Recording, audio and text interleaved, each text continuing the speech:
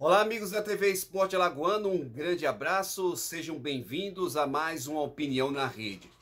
O assunto de hoje, as estratégias dos técnicos Roberto Fernandes e Bruno Pivetti para a segunda e decisiva partida que apontará o campeão alagoano de 2021. Antes da gente conversar sobre esse tema, deixa eu te convidar a se inscrever no canal, a deixar o like, clicar no sininho ativando notificações, compartilhar o link deste vídeo e tornar-se membro do canal.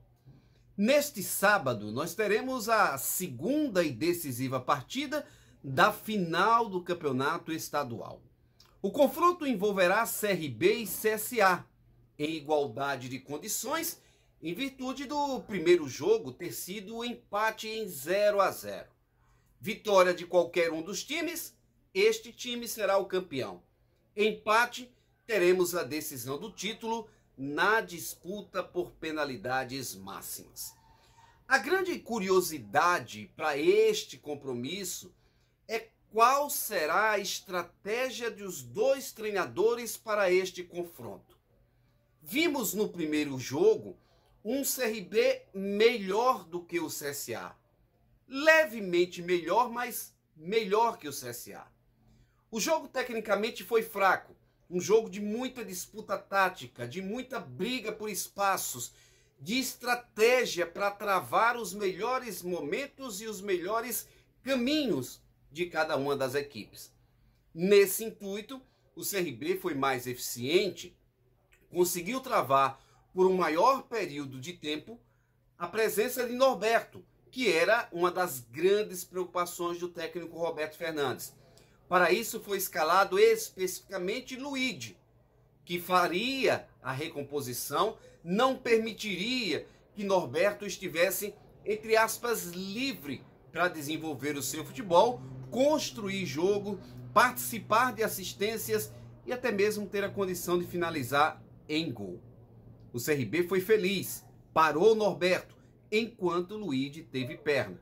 No segundo tempo, o jogador azulino sobrou mais um pouco, criou mais um pouco, avançou um pouco mais, principalmente porque Luigi já não tinha condição física ideal e até acabou sendo substituído. Haverá algo de novo dentro das estratégias para este segundo compromisso? É possível que sim. Não acredito em grandes mudanças na formação das equipes.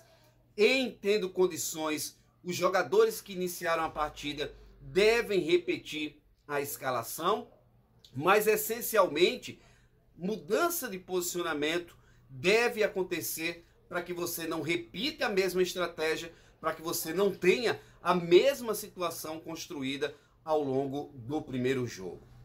No CRB, a grande dúvida é a possibilidade de você tirar um dos extremos, o Calisson, por exemplo, e a entrada do Yuri, que seria um jogador a reforçar a parte ofensiva do time regatiano.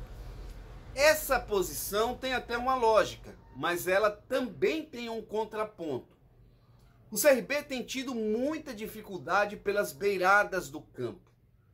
Então, começar com um jogador que não tem rendido o suficiente, me parece a estratégia melhor a ser utilizada. Porque do contrário, se você tem o Yuri desde o começo do jogo e normalmente você precisa mudar aquele do meio para frente, pelo menos 2 ou 3 posições, você tem o Yuri jogando desde o começo, que rende um pouco mais, mas quando você precisar fazer a troca e precisar da intensidade ou precisar melhorar a parte ofensiva da equipe, você vai trazer jogadores que não têm rendido, seja no começo do jogo ou seja durante a partida. Então, nesse ponto de vista, é mais interessante que você tenha uma arma para o segundo tempo como o Yuri, que normalmente acrescenta algo a mais ao time do CRB. Continuo dizendo, o mais importante jogador de beirada do CRB é o lateral Reginaldo. Quando ele está bem, quando ele tem ritmo de jogo, quando ele está fortalecido, ele é o jogador que desequilibra pelo lado de campo. Tanto é que em diversas oportunidades o técnico Roberto Fernandes utiliza o Reginaldo numa dobra ou numa segunda linha ou mais avançado. Isso, no meu modo de ver, para os atacantes de lado, para os atacantes de beirada, é uma vergonha. Você precisar utilizar um lateral como homem de lado, como atacante de beirada, como extremo, porque os atacantes literalmente não funcionam. Mas às vésperas de um segundo jogo decisivo, não tem muito o que fazer por esse lado. O CRB vai precisar definir essa estratégia. Num segundo tempo, ter, por exemplo, o Reginaldo mais avançado, se o CRB estiver precisando de um resultado ou quiser arriscar um pouco mais, utilizar essa estratégia do Reginaldo ali pela beirada de campo. No CSA, a ideia de o que fazer ficou mais clara, porque antes do jogo, do primeiro compromisso, eu já defendia que Gabriel Tonini poderia ocupar uma vaga no meio. Ele dá mais consistência defensiva e como um segundo meio-campista com a bola nos pés, ele se torna um meio atacante, que pisa na área, que finaliza, que dá assistência. Então, quais são as estratégias, as alternativas que o CSA tem? Ele pode sacar, por exemplo, o Ailon e fazer uma arrumação que o CSA tenha Giovani, Gabriel Tonini e o Gabriel, com o Bruno Mota, o Della Torre e o Marco Túlio. Essa é uma estratégia. Se Pimpão tiver condições e reunir condições de jogar, por ser um jogador experiente, jogador que conhece grandes jogos, que já jogou grandes partidas, você pode ter a sacar o Ailon e também sacar o Bruno Mota para que o Gabriel Tonini jogue. Ou se você não tem o Rodrigo Pimpão de volta, você pode sacar o Bruno Mota e ter a presença do Gabriel Tonini. Todas essas alternativas, todas essas situações vão ser trabalhadas pelos treinadores. E acho que o CSA, até por declarações dadas pelo próprio treinador, deve estar mais próximo de ter a presença do Gabriel Tonini ao lado do Gabriel. Outra alternativa seria sacar o Ailon e ter esses três homens no meio campo, ou você empurrar um pouquinho mais o Gabriel para ser um homem pelo lado esquerdo e ter também o Marco Túlio, o Gabriel e o jogador Rodrigo Pimpão, com o Della Torre mais à frente. Todas essas alternativas, repito, vão ser trabalhadas ao longo dessa semana, mas o CSA vai precisar ser um time mais agressivo. Principalmente no primeiro tempo, o CSA não conseguiu jogar, não fez o seu jogo fluir. E nos outros clássicos o destaque era justamente esse fluir de jogo do CSA. Mas o CRB se posicionou bem, tirou espaços do CSA e, convenhamos, muitos dos jogadores importantes do CSA estavam desconectados com o jogo.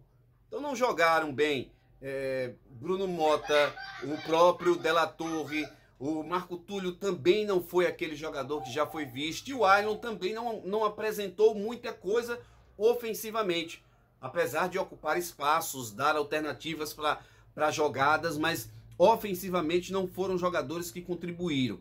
Então, os desafios são esses. As peças podem ser mudadas, mas vai depender muito da estratégia que o técnico utilizar. Como ponto positivo, uma semana de trabalho, o que é raro no momento atual. Como destaque negativo e preocupação, jogadores que são importantes não estão rendendo.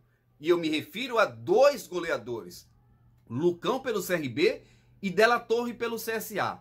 Especificamente no último jogo, a bola não chegou nem para o Lucão, nem para o Della Torre. E aí os times ficaram com os seus dois goleadores, aqueles jogadores com mais capacidade de finalização, sem ter função dentro de campo, sem atuar, sem conseguir finalizar, levar perigo ao gol adversário.